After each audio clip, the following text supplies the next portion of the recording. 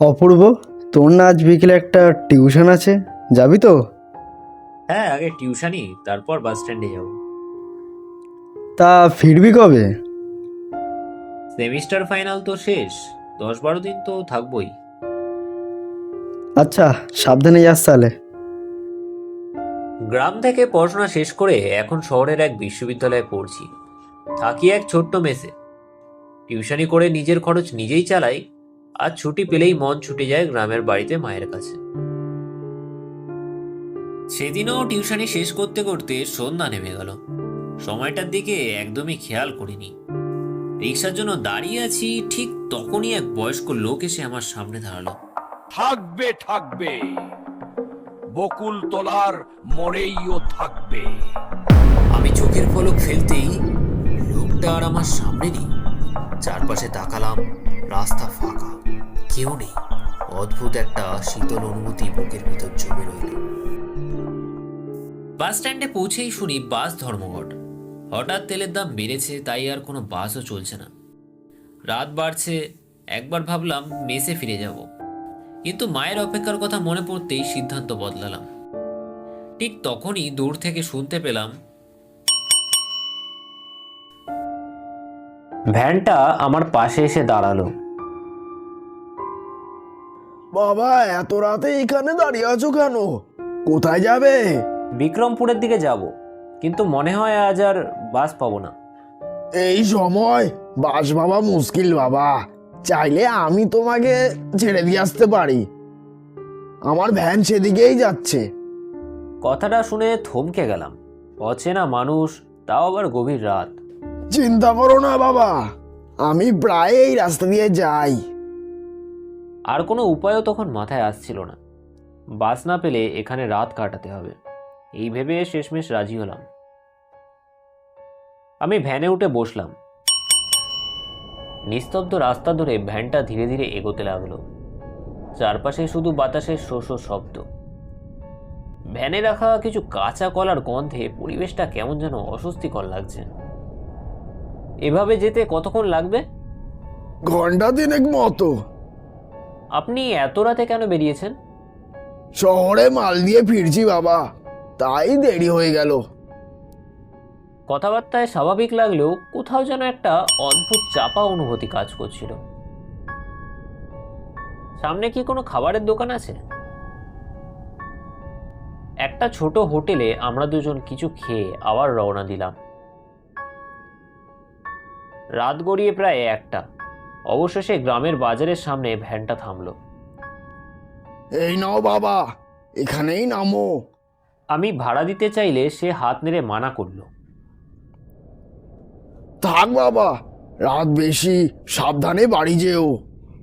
আপনি এতটা সাহায্য করলেন।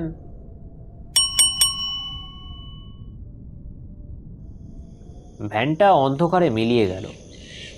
তারপর আমি বাড়ির রাস্তার দিকে রওনা দিলাম।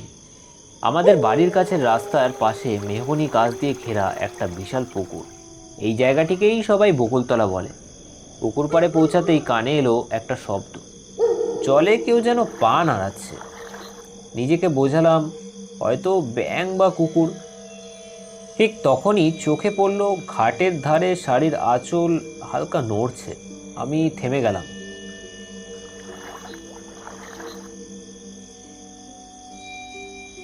এই সময় এখানে কে? কে ওখানে? ঘাটের পাড়ে কে বসে আছো? একটু থেমে মৃদু পরিচিত কণ্ঠ ভেসে এলো। অপূর্ব, এতদিন পরে ফিরলি? মাধবী, তুই? মাধবী, তুই এত রাতে এখানে কি করছিস? চাঁদের আলোয় ওকে পরিষ্কার দেখা গেল। শাড়ি পরা, মাথায় আঁচল, চোখ দুটো ঠিক আগেরই মতো, শুধু ভিতরে জমে আছে গভীর কষ্ট। ভাবিনি শেষবার তোর সঙ্গে এখানেই দেখা হবে। ধীরে ধীরে তার পাশে গিয়ে বসলাম। পুরনো স্মৃতিগুলো হু হু করে ফিরে আসছিল। হঠাৎ চলে গেলি কেন তখন, একটাও কথা না বলে? ভালোবাসা সবসময় জিততে পারে না অপূর্ব। গ্রাম, লোকলজ্জা আর মেয়েদের ভাগ্য। তুই শহরে চলে গেলি, আমি ভেবেছিলাম তুই আমাকে ভুলে গেছিস। কিন্তু শুনেছিলাম তোর বিয়ে হয়ে গেছে। আমি স্তব্ধ হয়ে বসে রইলাম। গলার স্বর ভারী হয়ে এলো। বিয়ে হয়েছিল, কিন্তু শান্তি হয়নি।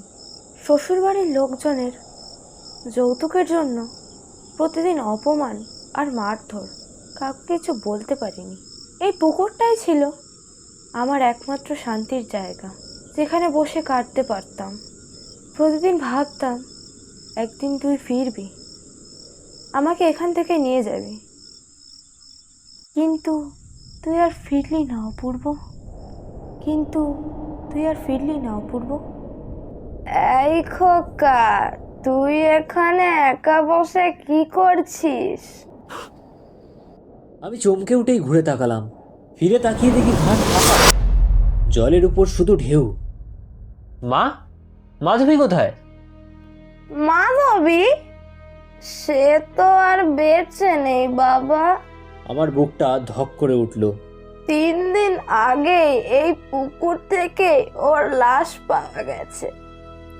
সবাই বলছে শ্বশুর বাড়ির অত্যাচার আর যৌতুকের চাপ শেষ পর্যন্ত সহ্য করতে না পেরে মেয়েটা আত্মহত্যা। মা কথা বলতে বলতে চোখ মুছতে লাগলো।